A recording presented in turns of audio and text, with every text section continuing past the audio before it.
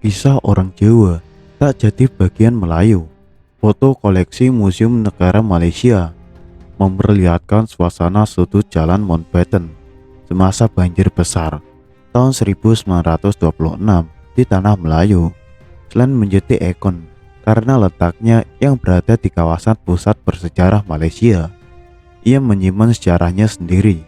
Dulu, kawasan ini merupakan jalan utama bagi aktivitas perdagangan komunitas orang Jawa. Pada 1889, jalan ini diperbaiki dan dinamai Jalan Jawa. Lantas, ingatan apa yang tertinggal di sepanjang sudut-sudut jalan dalam memori kolektif masyarakat Malaysia ketika kebijakan populis Malaysia for Melayu menguat di awal kemerdekaan Malaysia? Segala yang berbau asing diganti dengan wacana pro Melayu. Nama Jalan Mountbatten, warisan Inggris, diubah menjadi Jalan Tuan Perak pada 1961. Jalan ini menjadi salah satu yang tertua dan membentuk batas antara wilayah Cina dan Melayu di Kuala Lumpur. Meski sudah berganti-ganti nama, masyarakat sekitar tetap mengingatnya sebagai Jalan Jawa. Jalan Jawa adalah satu dari representasi komunitas Jawa, membangun jejak demografi panjang di Tanah Melayu. Aliran manusia dari Jawa ke Semenanjung telah berbilang abad. Catatan pelayar Portugis Heredia menyebutkan bahwa setelah kekalahan Melaka dari Portugis tahun 1511, komunitas Jawa tetap diberi tempat oleh Portugis untuk melakukan aktivitas perdagangan di Semenanjung. Mereka berbicara dalam bahasa yang sama seperti penduduk di Pahang, Johor, Lingga, Patani, dan Timur Sumatera. Kedudukan geografis yang lebih dekat dengan kepulauan Indonesia, khususnya Pulau Sumatera dan Jawa, membuat penduduk Semenanjung cenderung lebih terpengaruh oleh kebudayaan Indonesia dibanding kebudayaan Asia Tenggara, yaitu Thailand dan Indochina. Antropolog Belanda P. Sarasin menyebut 1 juta tahun yang lalu, Semenanjung Melayu adalah bagian dari Jawa dan keduanya berasal dari rumpun yang sama. Kehadiran orang Jawa di Semenanjung muncul lagi dalam sensus penduduk Singapura tahun 1825, menunjukkan bahwa sebagian besar orang Jawa menetap di antara 1746 orang Hindia Belanda. Orang Jawa terkenal setia terhadap tuanya. Mereka ramai diminati sebagai pekerja untuk tauke Cina. Sebagian lain bekerja sebagai petani subsisten, seperti halnya orang Melayu. Pada masa prakolonial, istilah Melayu muncul pertama kali dalam catatan harian seorang peziarah Buddha, Ising, dalam A Record of the Buddhist Religion as Practiced in India and the Malay Archipelago, yang melukiskan bahwa Melayu telah berubah menjadi Silifosi atau Sriwijaya sekitar 689 sampai 695 Masehi.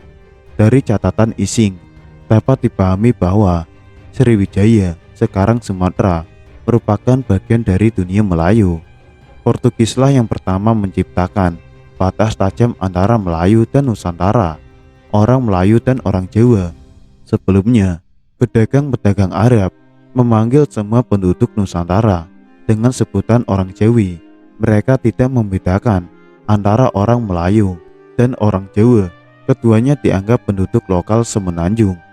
Dari kalangan Melayu, Syed Abdullah bin Abdul Hamid Al-Idrus dalam editorial majalah Kalam edisi pertama menggunakan istilah dunia Melayu untuk komunitas Muslim di Semenanjung. Ia memasukkan Muslim Jawa sebagai bagian dari bangsa Melayu. Dunia Melayu yang dibayangkan Idrus sebagai komunitas Muslim sesuai dengan bunyi konstitusi Malaysia. Seorang Melayu didefinisikan sebagai orang yang mengaku Muslim, biasanya berbicara bahasa Melayu sesuai dengan kebiasaan Melayu. The Malaysian Federal Constitution 1964. Sejarawan Huang Gungwu menggambarkan orang Jawa mendapat tempat khusus di hati masyarakat Melayu. Mereka mengakui orang Jawa sebagai migran serumpun karena memeluk kepercayaan yang sama dengan orang Melayu sebagai Muslim. serta berbicara dalam bahasa Melayu. Sebaliknya, orang Cina dan India di Malaysia sebagai imigran tak serumpun karena mereka memiliki latar belakang budaya yang sepenuhnya berbeda. Pegawai sipil kolonial Inggris Sir Richard Whistler dalam tulisannya tahun 1921 mengasosiasikan orang Melayu sebagai penduduk yang tinggal di wilayah Semenanjung dan Riau, Lingga atau Sumatera. Pernyataan ini dibantah oleh sejarawan Melayu Abdul Hadi. Ia keberatan jika Melayu dibatasi oleh penduduk yang tinggal di Semenanjung dan Sumatera. Tanah Melayu lebih luas, meliputi Jawa, Kalimantan, dan Sumatera. Jejak pengaruh komunitas peranakan Jawa dan Melayu juga ditandai dengan munculnya berbagai surat kabar awal abad ke-20. Utusan Melayu, sebuah penerbitan berkala yang ditulis dalam aksara Jawi dan berbahasa Melayu, didirikan tahun 1907. Media ini memperjuangkan suara komunitas Muslim Jawa di Singapura yang kini menjadi minoritas. Landscape publikasi Jawi yang berpengaruh mengusung identitas peranakan Jawa dan Melayu adalah Al-Imam, sebuah surat kabar berbahasa Melayu dan Jawi yang didirikan oleh Syekh Al-Hadi tahun 1906. Beberapa artikel di Al-Imam sebenarnya adalah terjemahan dari ide-ide di Al-Manar, surat kabar yang menyuntikkan perubahan sosial bagi kalangan Arab di Mesir. Al-Imam dianggap salah satu surat kabar Melayu transnasional paling awal. Melayu tanpa Jawa, kini orang Melayu diidentikan dengan penduduk Melayu di Malaysia. Orang Jawa tidak pernah dianggap menjadi bagian dari Melayu. Sebaliknya, orang Melayu tidak pula merasa menjadi bagian dari Nusantara atau Indonesia. Perceraian komunitas Jawa dan Melayu dimulai sejak Inggris mengkolonisasi wilayah Semenanjung. Perjanjian London 1824 yang dikenal dengan Treaty of Commerce and Exchange between Great Britain and Netherlands memberi legislasi untuk membelah batas wilayah Semenanjung Melayu dengan Hindia Belanda. Berdasarkan pasal 9 dan 10, pihak Inggris setuju menyerahkan semua pusat perdagangannya di Sumatera dan tidak akan membuat perjanjian dengan pemimpin lokal setempat. Sebaliknya, Belanda menyerahkan Malaka dan kawasan Semenanjung kepada Inggris dan tidak akan melakukan perjanjian dengan pemimpin lokal. Perjanjian ini telah menggeser konteks dunia Melayu yang baru berdasar struktur identitas sipil dengan teritorial versi kolonial.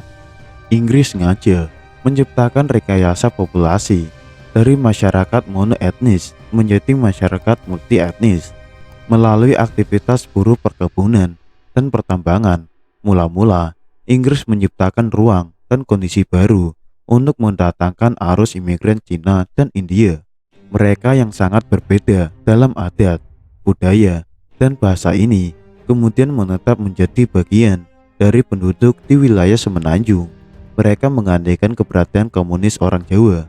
Mulai awal abad ke-20, percobaan pengambilan buruh dari Jawa menghadapi banyak masalah. Belanda juga melarang orang Jawa didatangkan ke Semenanjung dan Sarawak. Belanda merasa cemas karena Hindia Belanda sendiri masih memerlukan tenaga buruh Jawa. Semboyan semacam Indi Verloren, Remspoed Geboren, Hindia hilang, malah petaka menjelang, tepat melukiskan nilai Jawa sebagai daerah penyumbang pendapatan terbesar mereka. Inggris mengganti buruh Jawa dengan buruh Cina dan India. Pembatasan ini membuat aktivitas buruh-buruh Jawa semakin berkurang. Pembagian wilayah administrasi oleh pemerintah kolonial tidak hanya membelah orang Melayu dan orang Jawa secara relasi sosial, tetapi juga memutus relasi fungsional keduanya. Kehadiran orang Jawa secara pasti makin dilupakan. Dunia Melayu hanya didefinisikan secara eksklusif atas tiga ras besar, Melayu, Cina, dan India. Rekayasa populasi yang dilakukan Inggris ini sekaligus mengeluarkan identitas orang Jawa sebagai bagian dari dunia Melayu. Selama kurun 1907 sampai 1936, tercatat lonjakan imigran Cina dari 12.402 jiwa menjadi 708.408 jiwa.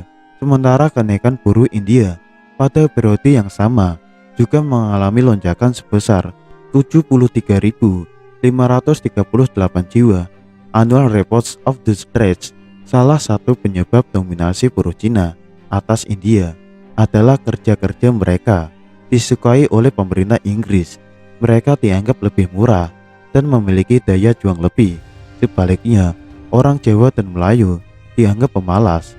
Hingga tahun 1934, sebanyak 73.798 buruh India juga hijrah ke tanah Melayu. Mereka direkrut dengan sistem kontrol Kangani atau pemimpin buruh. Melalui pengaruhnya di desa-desa, Pangani menyediakan kapal besar dan komisi untuk setiap tenaga kerja yang direkrut ke Malaya. Rekayasa populasi juga didukung oleh kebijakan Kaisar Kangxi. Pada abad ke-17, ia mencabut undang-undang pelarangan orang Cina berdagang ke luar negeri yang dikenal dengan Hygiene Policy. Hal ini mendorong pedagang-pedagang Cina melakukan eksodus ke kawasan Semenanjung. Ketika pemerintah Kerajaan Brooke mengeluarkan ordonasi tanah dan membuka hutan pada Juni 1863, undang-undang ini menjadi dasar legislasi hak orang Cina untuk menyewa tanah negeri dengan pembayaran yang murah. Hingga beberapa tahun masa sewa, tanah itu boleh dibeli sebagai kepemilikan melalui jasa perlindungan seorang industrialis. Orang Cina berhasil menguasai tanah-tanah penduduk Melayu. Selain mengubah komposisi demografi, struktur dan hak privilege sultan dalam sistem kerajaan Melayu juga mulai dihancurkan. Meskipun Inggris tidak berusaha mengekstrasi adat istiadat Melayu, salah satu ciri paling menonjol dari administrasi kolonial adalah pengabaiannya terhadap daerah pedesaan, tempat sebagian besar penduduk Melayu bermukim. Fosilisasi ini menyebabkan penglibatan aktivitas perekonomian orang Melayu semakin terbatas. Politik kolonial Inggris tidak segera membantu masyarakat Melayu memahami tempat mereka dalam lingkungan kapitalistik yang semakin berubah.